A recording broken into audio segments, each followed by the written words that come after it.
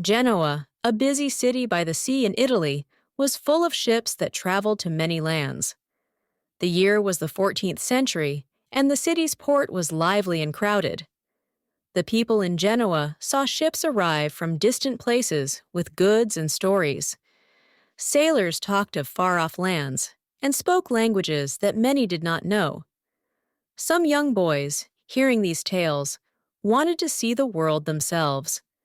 They thought of the sea as a way to leave home and find adventure. These boys often hoped to work on a ship, taking jobs like cleaning or helping the sailors. Many of them wanted to earn money and explore. They knew that life on a ship was hard, but the idea of seeing new places was exciting.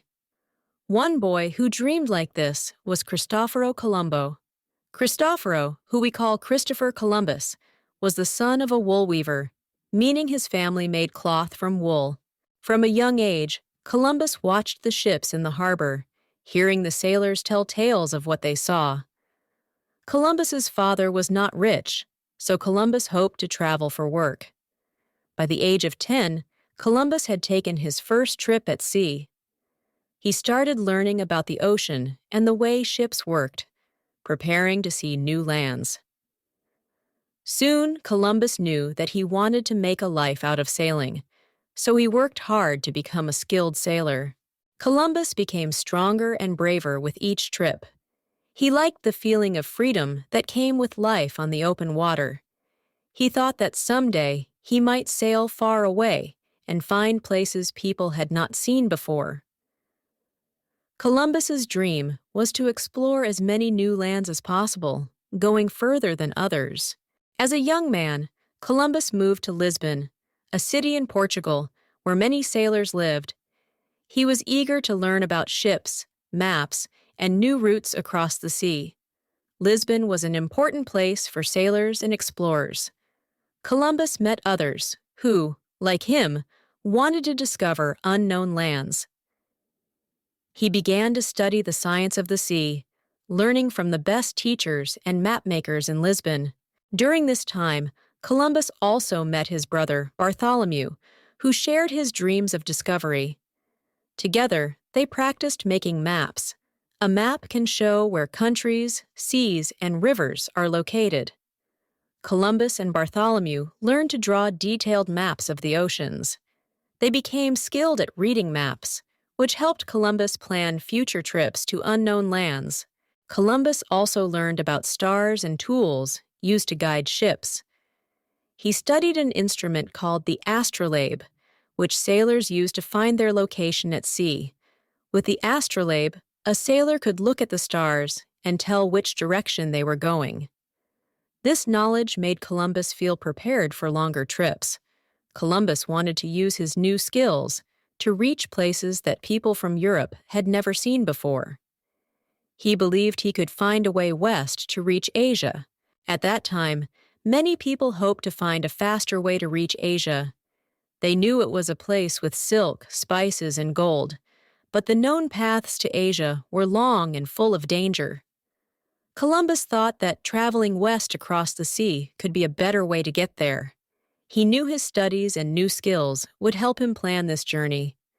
Now, he just needed someone to support his idea. In the 14th century, trading was very important for Europe. Many countries wanted to buy goods from Asia, like silk and spices. Traders brought these valuable goods back to Europe, where people paid a lot for them. However, the main trade routes to Asia were very long. The journey to Asia was dangerous and hard. Merchants had to cross mountains and deserts to reach the cities where goods were sold. A popular trade route was called the Silk Road, which connected Europe and Asia. It had been used for hundreds of years by traders, but this road had now become unsafe. A new empire, called the Ottoman Empire, controlled part of the Silk Road. The Ottoman Turks closed parts of the Silk Road, making it harder for Europeans to reach Asia for trade. The closure of the Silk Road made people in Europe worry about losing trade with Asia. Many rulers looked for other routes. Some explorers thought that sailing around Africa might be a new way to reach Asia, but this path was very long and risky.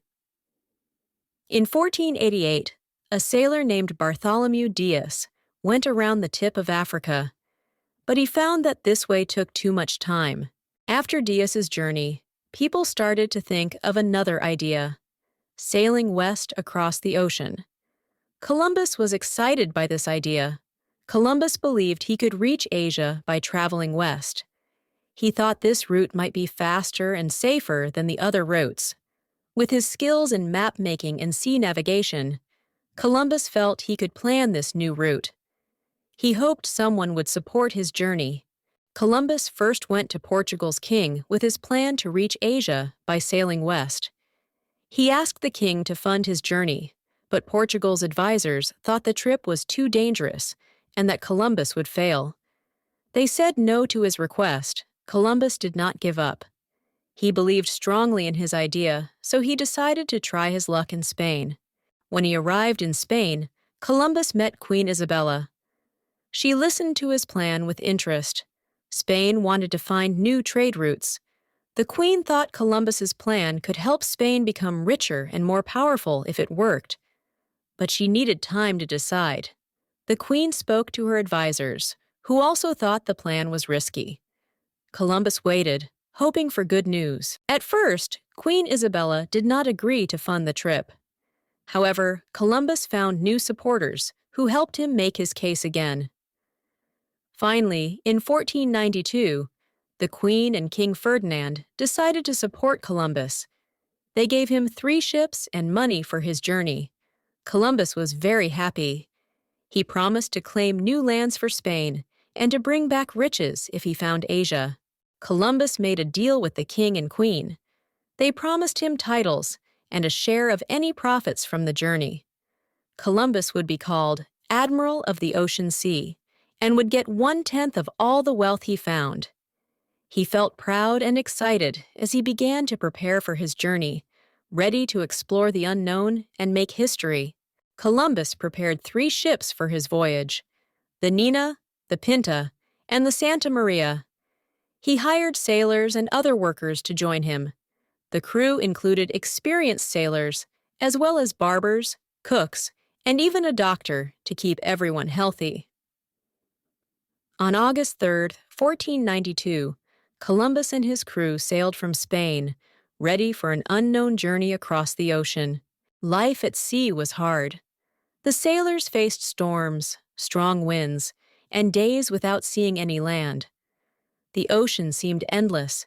Many men were afraid. They worried they would never see land again and wanted to turn back. But Columbus encouraged them to keep going. Columbus knew the journey was dangerous, but he believed he would find new lands if they were patient and brave. Weeks passed, and still there was no land in sight. Some men thought they were lost, but Columbus used the stars to guide them. He checked their location every night, using an astrolabe. This tool helped him measure how far they had traveled. Finally, after more than a month, they saw signs that land might be near, like birds flying and grass floating in the water. The crew grew hopeful, but still, no land appeared. They were close to giving up when, on October 11th, someone saw a light in the distance. The next morning, they finally saw land. The men cheered, shouting, "Land ahoy!" They were thrilled after such a long time at sea. They had reached an island in what we now know as the Bahamas. Columbus was certain he had found Asia, not realizing it was a new world. When Columbus and his crew arrived on the island, they met the local people. These people were friendly and curious about the strangers. Columbus called them Indians, believing he had reached the Indies, a part of Asia. But these people were actually from different tribes. The tribes included the Taino, Lucayan, and Arawak. They lived in peaceful communities, growing crops and fishing in the clear waters. Columbus was interested in the people and their land. He saw that they wore little clothing and used simple tools for work. The locals offered Columbus and his men food and gifts. They showed kindness to the newcomers, not knowing their true intentions. Columbus claimed the land for Spain. saying it belonged to the king and queen. He placed a flag on the shore to mark it as Spanish territory. Columbus believed the people could be made to work for Spain. He thought they would be good workers for his future plans. He wrote that they would make fine servants, as he saw they were gentle and easy to manage. Many of his men agreed with this idea, thinking they could take over the land and use it for Spain's benefit. Columbus and his crew explored more islands, meeting different groups of people. Each time, he claimed the land for Spain. He promised the king and queen that there would be great riches and resources to send back to Spain. Columbus believed that with Spain's support, he could set up a colony here and continue to explore further. After Columbus returned to Spain, he talked about the lands he had found. He told stories of riches and described the people he met. The king and queen were pleased and agreed to fund another journey. They hoped Columbus would bring back gold and other treasures. In 1493, Columbus sailed back to the Americas with more ships and more men, ready to build a settlement. When he arrived, Columbus found that the colony he had left behind was destroyed. Some men had fought with the local people. This made it hard for Columbus to rebuild trust with the indigenous people, but he tried to start a new settlement. Columbus forced some of the native people to work for him, hoping to find gold and other resources to send to Spain. The search for gold was not easy. Columbus and his men faced many challenges, including sickness and a lack of food. Despite these hardships, Columbus continued exploring, hoping to find a path to Asia as he had promised. He did not find the wealth he had hoped for, but he claimed more lands, believing they would benefit Spain in the future. Columbus's actions upset many of the indigenous people. They did not want strangers taking their land and resources. The settlers faced resistance from the natives, who were defending their lands and families from the newcomers. Columbus struggled to keep order, and his harsh treatment of the people caused problems in the colony. Columbus's journeys changed history. After his voyages, many Europeans came to explore and settle in the Americas. His travels opened the way for European countries to claim lands across the ocean, bringing new ideas and goods to different continents. However, these changes also brought harm to the native people, who lost much of their land and freedom over time. Columbus became famous in Europe as the man who found new lands, but his actions in the Americas were not always kind. Many people today feel that Columbus's treatment of the indigenous people was unfair and caused much suffering.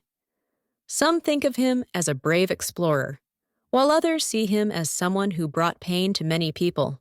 Today, Columbus's legacy is seen in different ways. In some places, he is honored with a holiday to remember his journey, but others believe this day should honor the native people who were affected by his arrival and the struggles they faced. The story of Columbus is complex, as it includes both achievements and mistakes, showing both courage and harm. While Columbus did not find Asia, his journey changed the world by connecting Europe and the Americas. This connection changed history. The exchange of ideas, food, and goods between continents began, which we now call the Columbian Exchange. The effects of this exchange are still felt today, as it started a new age of exploration and discovery for the world.